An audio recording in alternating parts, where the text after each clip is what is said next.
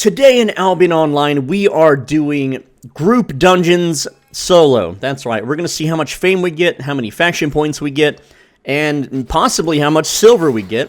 And the reason I'm doing this is going to kind of be like a snapshot, because in the next major patch, this is all changing. Enemy values are changing, possibly fame values are changing, loot values might be changing. They said they're going to make it more worthwhile for groups to do. So the solo player experience might be worse, and in this footage I am skipping tome chest. As you can see, there is a boss there in the top right corner, but it's a green tome chest. I don't want a tome chest, so I'm skipping it. I also skip enemies that aren't in the immediate pathway, because as long as you never aggro the enemies in a group dungeon, you can go to the boss and still loot it as long as you have never entered combat. So I was able to skip that entire room there by just walking by it. If you want to know what build I'm using, I've made plenty of guides on my channel explaining how to solo group dungeons. And just to clarify, I'm using Shadow Collar, Stalker Jacket, the Avalonian cloth helmet that shoots eye lasers. I have the Corrupted. It's a cloth helmet that shoots like a Corrupted beam on a single target that does damage as a swap. I don't use it in the video because I don't need to use it. I'm using the Cultist Sandals so that I can lower the resistance of enemies so they die faster. And a Crypt Candle so I can maximize my damage output. Now, a lot of people use the wrong set for soloing group dungeons. They use Hellion Jacket for some reason. Hellion Jacket does not do more damage. Even when you are in critical health, it is not more damage than Stalker Jacket. And if whenever you play it, it is more damage, it's because you don't have maximum spec. When all of your leather armors are max spec, the Stalker Jacket does more damage. So, again, I've had a person comment, trying to prove me wrong on that, and no, that's not the case. Another thing, too, is that they use the boots that make you invisible because they're afraid of having a repair bill. All you have to do is make sure you don't pull too many enemies, and you can walk out of range so that you don't leash anybody, and they reset their position, which will put you back out of combat. So, there's no need to go invisible when you're soloing a group dungeon. It's a waste of a spot, and the highest damage DPS boots you can get are the Cultist Sandals to lower the enemy's resistance. There is nothing better, nothing stronger, nothing higher damage per second DPS than the set I am currently wearing for solo and group dungeons. No, your one-handed dagger build is not faster. No, it's not. I'm sorry, okay? But with that said, you can see here that this was actually an enchanted, it was like a 0.1 dungeon, like a 0.1 group dungeon.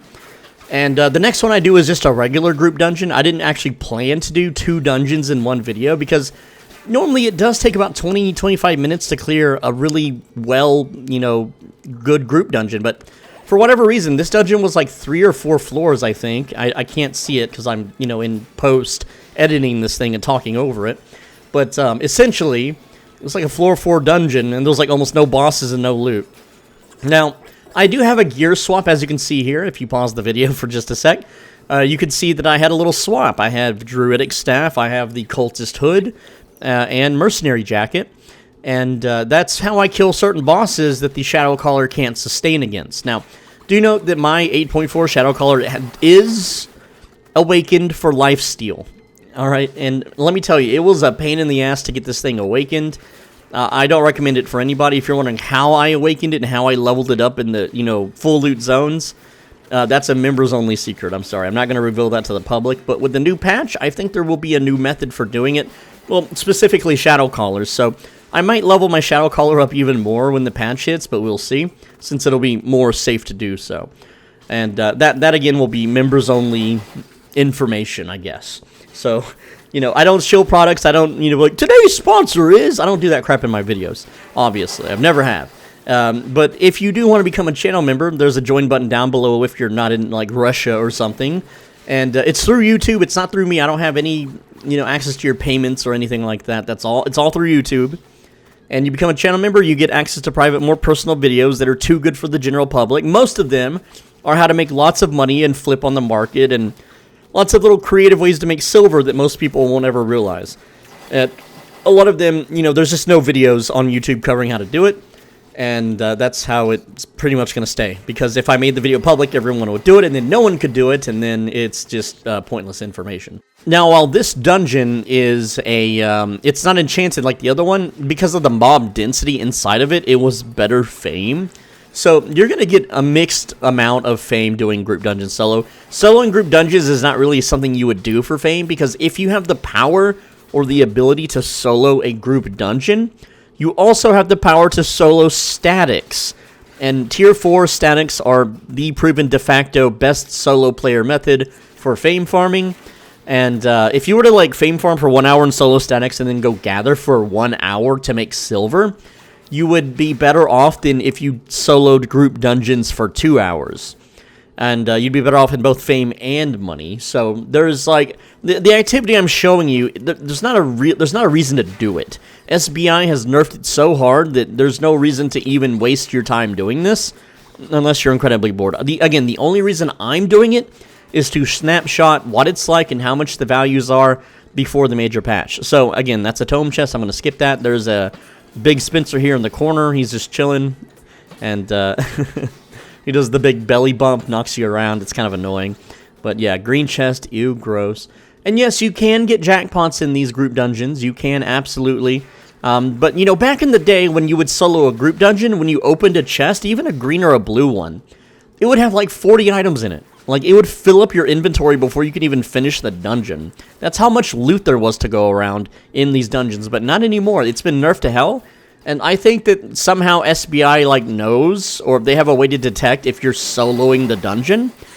Because what they don't want players to do is they don't want someone soloing a group dungeon and getting all the loot when, you know, like a group of 5 people are doing a group dungeon and getting, you know, like, the same amount of loot. It's not really fair if those 5 people just split up and got the loot for themselves. You know, that's 5 times the loot value, right? But here we go. We have another kind of big Spencer guy. I forget his name. I can't really see it.